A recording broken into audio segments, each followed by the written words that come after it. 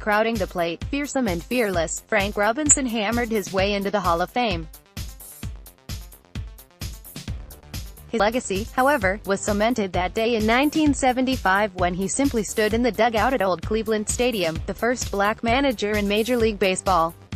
Robinson, the only player to earn the MVP award in both leagues and a Triple Crown winner, died Thursday at 83. He had been in failing health and in hospice care at his home in the Bel Air section of Los Angeles. MLB said he was with family and friends at the time. Frank Robinson's resume in our game is without parallel, a trailblazer in every sense, whose impact spanned generations. Commissioner Rob Manfred said in a statement. Robinson hit 586 home runs. He was fourth on the career list behind only Hank Aaron, Babe Ruth and Willie Mays when he retired, and now ranks 10th. An MVP with Cincinnati and Baltimore, he led the Orioles to their first World Series championship in 1966. Frank Robinson and I were more than baseball buddies. We were friends. Frank was a hard-nosed baseball player who did things on the field that people said could never be done. Aaron posted on Twitter, "Baseball will miss a tremendous human being," he said. An all-star outfielder in 12 seasons and a first-ballot selection to Cooperstown, Robinson also was a Rookie of the Year, a Gold Glove outfielder and a bruising runner.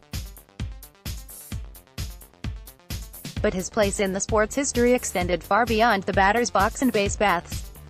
Robinson fulfilled his quest to become the first African-American manager in the big leagues when he was hired by the Cleveland Indians.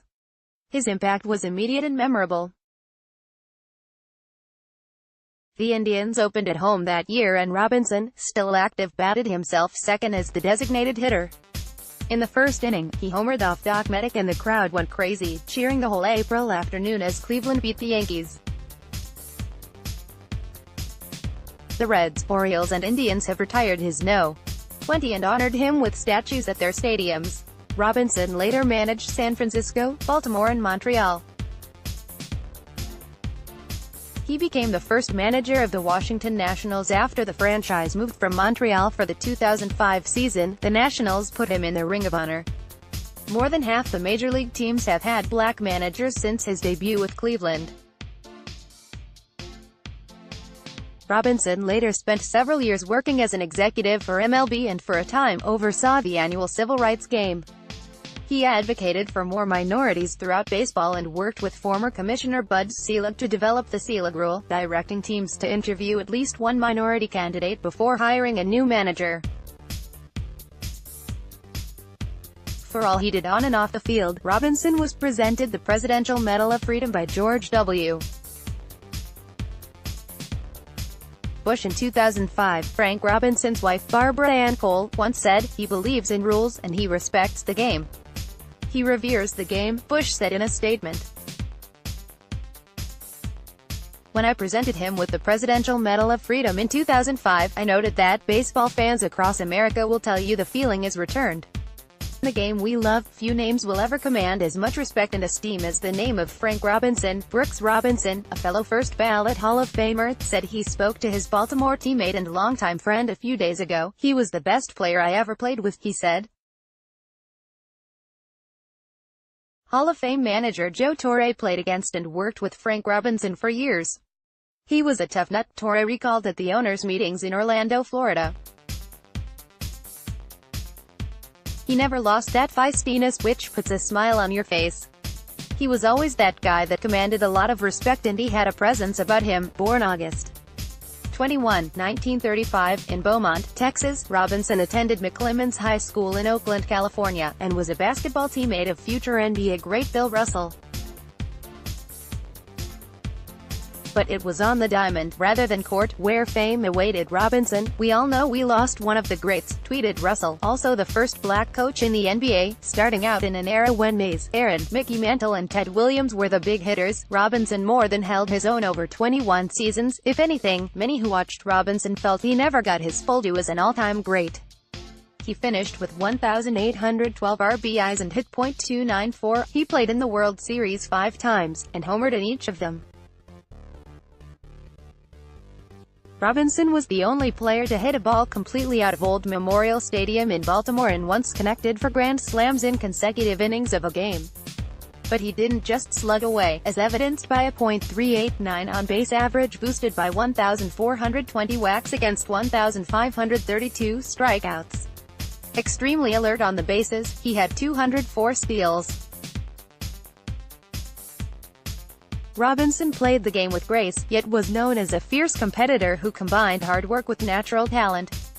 He planted himself near the plate, yielding to no pitcher, and didn't seem to care about being brushed back or getting hit by a pitch 198 times. "Pitchers did me a favor when they knocked me down," Robinson said. "It made me more determined. I wouldn't let that pitcher get me out," and opposing pitchers noticed. Frank Robinson might have been the best I ever saw at turning his anger into runs. "He challenged you physically as soon as he stepped into the batter's box, with half his body hanging over the plate." Hall ace Bob Gibson once wrote, "As a rule, I'm reluctant to express admiration for hitters, but I make an exception for Frank Robinson," Gibson wrote. Robinson carried a similar philosophy as a base runner, unapologetically sliding spikes high whenever necessary. "The baselines belong to the runner, and whenever I was running the bases, I always slid hard," Robinson declared. Robinson broke in with a bang as a 20-year-old big leaguer. He tied the first-year record with 38 home runs for Cincinnati in 1956, scored a league-high 122 times and was voted NL Rookie of the Year. Robinson was the 1961 NL MVP after batting .323 with 37 homers and 124 RBIs for the pennant-winning Reds, and reached career highs in runs 134 and RBIs 136 in 1962. All-time hits leader Pete Rose joined the Reds the next year. "He had a huge influence on me when I first came up in '63, Rose told the Associated Press by phone. "Frank was a really aggressive, hard-nosed player, and it rubbed off on everybody. Frank was the one who took me under his wings, so to speak. Frank consistently talked to me about playing the game the right way," he said. Robinson was an all-star, too, in 1965, but Reds owner Bill DeWitt decided Robinson was an oldish 30 and it was time to make a move. That December, Robinson was the centerpiece in what would ultimately be one of the most lopsided trades in baseball history, going to Baltimore for pitchers Milt Pappas and Jack Baldwin and outfielder Dick Simpson. Robinson became an instant hit with the Orioles in 1966 as the unanimous AL MVP and a Triple Crown winner. On May 8, he became the only player ever to hit a home run completely out of Baltimore's home park, Memorial Stadium. The drive came against Cleveland ace Luis Tiant, and the spot where the ball sailed over the left field wall was marked by a flag that read, "Here," that remained in place until the Orioles left for Camden Yards in 1991. Robinson batted .316 with 49 home runs and 122 RBIs during his first season in Birdland. He then homered in the first inning of the 1966 World Series opener at Dodger Stadium and capped off the four-game sweep of Los Angeles with another homer off Don Drysdale in a 1-0 win in Game 4. Robinson hit 2 home runs against Rose and the Reds to help win another crown for the Orioles in 1970. All told, Robinson was an all-star in 5 of his 6 seasons with Baltimore, reaching the World Series 4 times and batting .300 with 179 home runs. The cap on his Cooperstown plaque carries on O's logo. Pappas went 30-29 over 2+ seasons with the Reds. Baldwin won 1 game in 51 appearances over 2 years with Cincinnati, and Simpson hit 5 home runs as a part-time outfielder for the Reds during 2 mediocre seasons. Robinson was traded to the Dodgers before the 1972 season. He played for the California Angels in 1973 and was dealt to Cleveland late in the 1974 season. His managerial debut came 28 years after Jackie Robinson broke the MLB color barrier as a player. "Every time I put on this uniform, I think of Jackie Robinson," Frank Robinson said as he began his new role. Jackie Robinson's widow, Rachel, and daughter Sharon paid tribute. Frank Robinson was a dear friend and realized one of Jack's great hopes, becoming baseball's first African-American manager. He was remarkable and made us all feel proud for his many contributions to baseball and to society, they said together in a statement. Robinson had coached for the Orioles and worked in their front office when he became their manager in 1988 after the team opened at 0-6.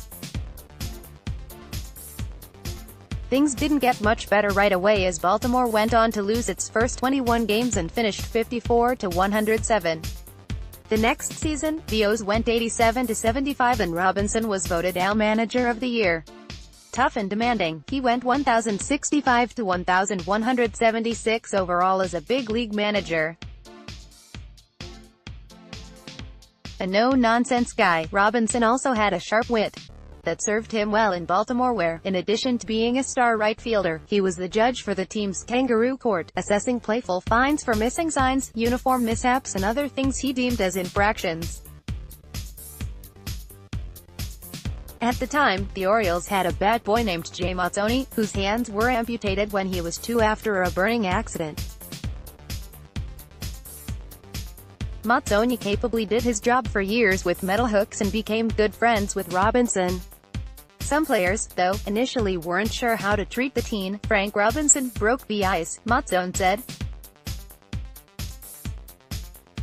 He was running his kangaroo court and calling a vote among the players, whether to fine somebody or not. It was either thumbs up or thumbs down, he recalled. After the vote, he said, "Jay, you're fined for not voting." Everybody laughed. After that, I was treated just like everybody else. Survivors include his wife, Barbara, and daughter Nichelle. There was no immediate word on funeral arrangements. The family said in lieu of flowers, contributions in Robinson's memory could be made to the National Civil Rights Museum in Memphis, Tennessee, or the National Museum of African American History.